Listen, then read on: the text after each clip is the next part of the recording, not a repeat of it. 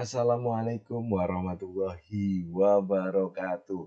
Video ini Pak Denny buat untuk teman-teman yang tadi tidak ikut Zoom atau juga teman-teman yang ikut Zoom tapi pengen mengerti lebih dalam.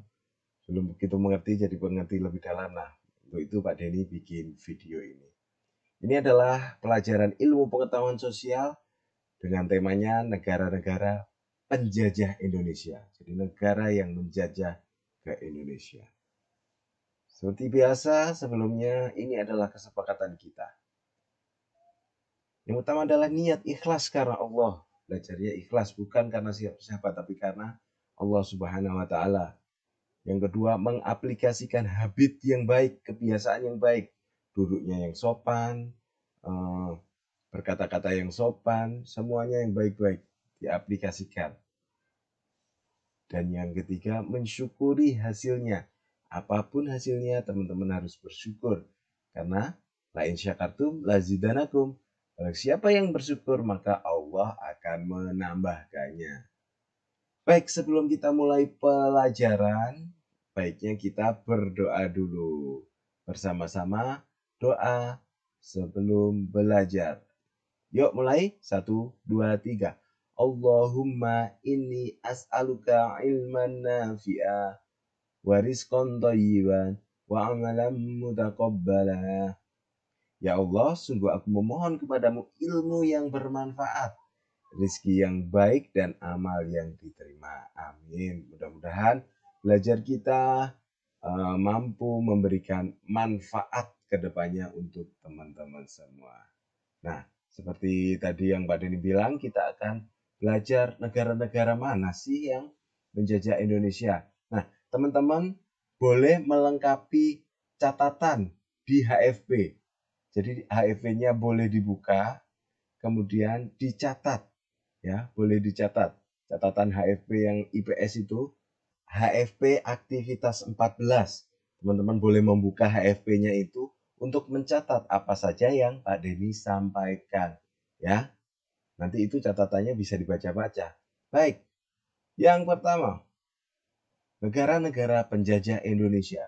Yang pertama adalah Portugis. Kedatangan awalnya itu pada tahun 1511 di Semenanjung Malaka, sekarang Malaysia, termasuk Kepulauan Riau. Tapi karena dirasa di situ mungkin tidak ada apa-apa ya teman-teman, orang-orang Portugis ini menuju ke Maluku pada tahun 1512 dan di sana dia menguasai daerah Maluku. Nah, Portugis ini datang ke Indonesia dipimpin oleh Alfonso de Albuquerque. Nah, itu tulisannya. Boleh dicatat ya di buku catatannya. Nah, awalnya kedatangan Portugis ini teman-teman disambut baik oleh kerajaan yang ada di Maluku waktu itu, yaitu kerajaan Ternate. Karena apa? Karena awalnya itu cuma mau berdagang.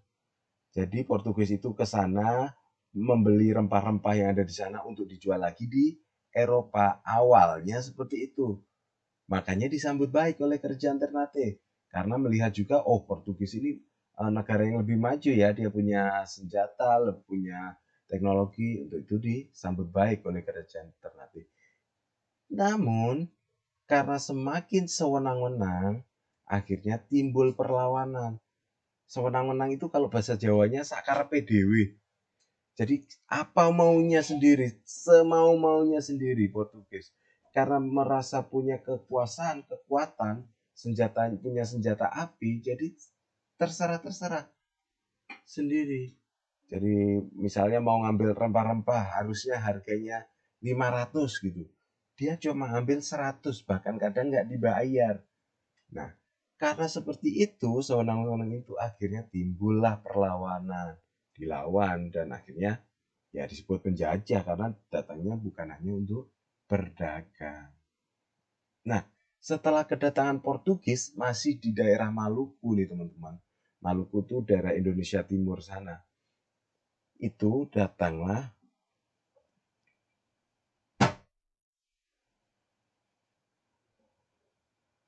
bangsa Spanyol pada tahun 1521. Nah, bangsa Spanyol ini dipimpin oleh Sebastian del Cano. Nah, boleh dicatat ya, Sebastian del Cano. Nah, Spanyol ini teman-teman bersaing dengan Portugis yang tadi sudah ada di Indonesia untuk mendapatkan rempah-rempah yang banyak di Pulau Maluku. Ya kan? Jadi bersaingnya secara ketat. Jadi bukan hanya bersaing membeli yang paling mahal gitu, enggak, tapi bersaingnya menggunakan senjata, ya, seperti perang seperti itu. Nah, inilah teman-teman yang menyebabkan kalau teman-teman perhatikan ya, di daerah Indonesia Timur sana banyak sekali orang-orang keturunan Portugis atau Spanyol yang bahkan bisa berbahasa Spanyol sampai saat ini. Timor Leste yang dahulu ikut Indonesia itu pun orang-orangnya pandai berbahasa Spanyol, ya kan, karena kedatangan Portugis dan Spanyol di daerah sana. Nah, seperti itu ya teman-teman. Nah, selanjutnya setelah dua negara ini tidak ada, Indonesia tidak bisa merdeka begitu saja. Karena apa teman-teman? Karena negara selanjutnya datang dan menguasai Indonesia. Negara itu adalah Belanda. Pada tahun 1596, ingat nih, 1596, Belanda datang dipimpin oleh Cornelis de Houtman. Datang ke Indonesia, teman-teman. Wow, pada tahun ini, negara ini adalah negara yang terlama menjajah Indonesia. Walaupun nanti di tengah-tengahnya negara ini sempat kalah dari negara lain. Cuma kalau dihitung paling lamanya itu Belanda, teman-teman. Dan walaupun juga pada tahun segini sebenarnya kedatangannya tidak untuk menjajah dulu, tapi untuk berdagang. Tapi kalau dihitung dari awal, dia adalah negara terlama yang menjajah Indonesia. Dari tahun 1596 sampai 1942. Maaf, dari 1596 sampai 1942, betul, 42 sejak setelah Jepang datang ke Indonesia. Lama kan teman-teman. Nah, seperti yang Pak Denny katakan tadi, awal datangnya mereka ke sini itu untuk berdagang. Untuk itu pada tahun 1602 didirikanlah VOC. Apa itu VOC? VOC adalah sebuah perusahaan dagang yang tujuannya adalah mengambil rempah-rempah, lagi-lagi rempah-rempah teman-teman. Mengambil rempah-rempah dari Indonesia untuk dijual lagi di Eropa. Nah, ya kan? Perusahaan dagang nih. Bukan Belandanya yang datang, tapi VOC-nya, perusahaannya. Tapi teman-teman. VOC ini punya kewenangan yang lebih. VOC ini boleh mempunyai mata uang sendiri. Sama kerajaan Belanda dikasih itu. Boleh memegang senjata, ya kan? Terus kemudian boleh mendirikan pemerintahan sendiri di Indonesia itu. Jadi seperti itu ya teman-teman. Makanya itu ya akhirnya hitung-hitungannya ya menjajah juga ya. Karena pada saat Belanda datang ke Indonesia itu Indonesia mengalami sistem tanam paksa. Apa itu tanam paksa? Ya, yang menjadi pemimpin pada saat tanam paksa itu namanya Van den Bosch. Catat nih, Van den Bosch itu menerapkan sistem tanam paksa. Apa itu tanam paksa, teman-teman? Jadi sebenarnya di Indonesia itu misalnya menanam rempah-rempah ini cengkih gitu misalnya, atau menanam padi, ya kan, menanam padi, biasanya menanam padi. Nah, sama Belanda, sama VOC ini dipaksa tidak menanam padi. Karena apa? Karena padi di Belanda atau di Eropa nggak laku. Orang Eropa nggak makan beras. Makanya itu dipaksa untuk menanam sesuatu yang laku di Eropa. Contohnya itu tadi menanam cengkeh.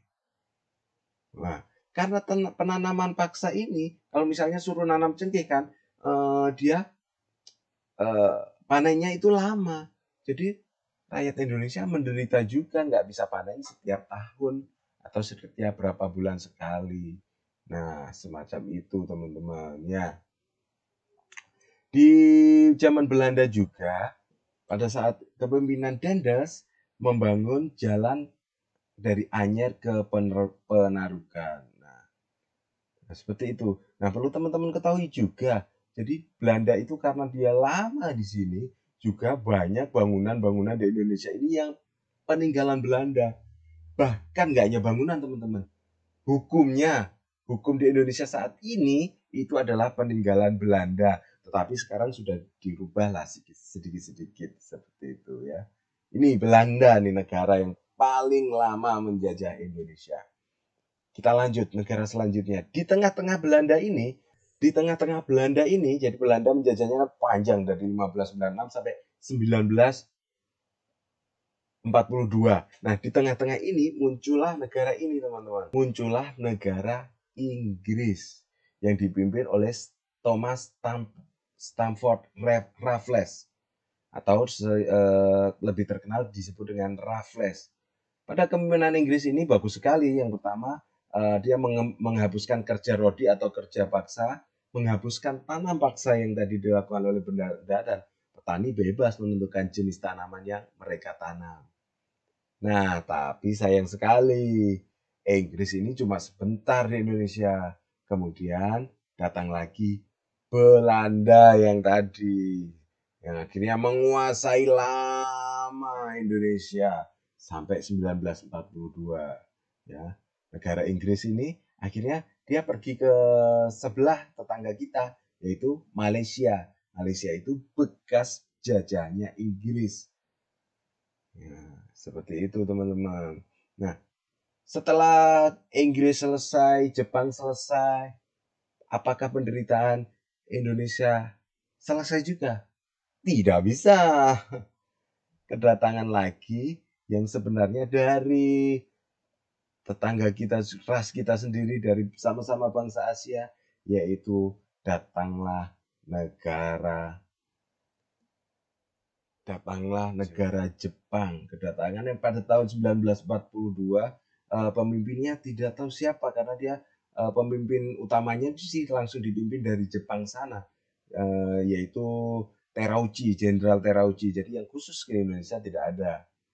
Awalnya kedatangan Jepang ini disambut baik, teman-teman, karena dia mengeluarkan semboyan 3A, itu Jepang Cahaya Asia, Jepang Pendobrak Asia. Pokoknya dia mengaku sebagai saudara kita, saudara Indonesia. Makanya itu, nah makanya itu awalnya disambut baik. Bendera Indonesia awalnya boleh dikibarkan, boleh menyanyikan lagu Indonesia Raya. Itu pada awalnya karena untuk meraih simpati bangsa Indonesia, karena Jepang ini teman-teman ya, itu lagi berperang pada Perang Dunia II melawan musuh-musuhnya di sana. Jadi Jepang menjajah Indonesia itu salah satunya adalah untuk meraih kekuatan atau menambah kekuatan. Untuk itu Jepang itu membentuk banyak organisasi yang mengambil rakyat Indonesia untuk dijadikan tentara, misalnya di organisasi namanya PETA atau Pembela Tanah Air. Ini nanti ke depannya kelas 6 atau SMP mungkin teman-teman akan pelajari. Nah, tetapi dari organisasi-organisasi ini orang Indonesia berkumpul dan akhirnya sepakat, masa kita dijajah terus sih?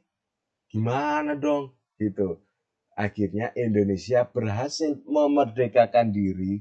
Merdeka itu artinya bebas dari penjajahan dari negara manapun pada tahun 1945, tepatnya pada tanggal 17 Agustus 1945. Pada saat itu juga di bulan Ramadan, yang dibacakan oleh Soekarno, tetapi ditandatangani oleh Soekarno dan Hatta. Ya, seperti itu teman-teman. Nah, setelah penjajahan Jepang sudah tidak ada lagi negara yang menjajah Indonesia. Tapi setelah merdeka, apakah penderitaan sudah berhenti? Belum berhenti juga. Tapi itu nanti pembahasannya, tidak saat ini ya. Itu nanti ada perang mempertahankan kemerdekaan. Justru perangnya setelah merdeka ya teman-teman. Nah, untuk memudahkan teman-teman, Pak Denny sudah membuat rangkuman dari apa yang kita bicarakan dari pertama tadi, yaitu ini adalah timeline penjajahan di Indonesia. Yang pertama, pada tahun 1511 itu dia yang menjajah ke Indonesia adalah Portugis yang dipimpin oleh Alfonso de Albuquerque. Yang kedua, pada tahun 1521 itu kedatangan Spanyol yang dipimpin oleh Sebastian del Calno. Kemudian tahun 1596 Belanda datang ke Indonesia dipimpin oleh Cornelis de Houtman. Di sela-sela itu Belanda mendirikan VOC, yaitu perusahaan dagang milik Belanda pada tahun 1602. Nah, di sela-sela itu juga datanglah Inggris yang dipimpin oleh Thomas Stamford Raffles. Dan terakhir kita dijajah oleh tetangga kita sendiri, yaitu Jepang pada tahun 1942. Nah, teman-teman ini timelinenya ya, singkat, padat semuanya. Nah, pada ini beri kesempatan teman-teman untuk screenshot. Nah, silakan di screenshot. Ada ini sudah hilang nih. Nah, sudah. Nah, itu tadi teman-teman pelajaran kita hari ini. Penjajahan sekarang sudah dihapuskan di atas dunia, teman-teman. Karena tidak sesuai dengan pri kemanusiaan dan pri keadilan. Dan penjajahan itu justru merusak negara yang dijajahnya. Dalam Islam sendiri juga tidak boleh. Ini adalah hadis larangan berbuat kerusakan. La bororo wala diroro. Janganlah kamu saling merugikan dan janganlah saling membahayakan. Nah, itu saja teman-teman pelajaran kita hari ini. Mudah-mudahan tadi teman-teman sudah mencatat ya. Sudah mencatat. Kalau seperti itu, Pak Denny tutup. Dan doa penutup majelis, subhanaka Allahumma wa bihamdika asyhadu an la ilaha illa anta astaghfiruka wa atubu ilaik. Assalamualaikum warahmatullahi wabarakatuh.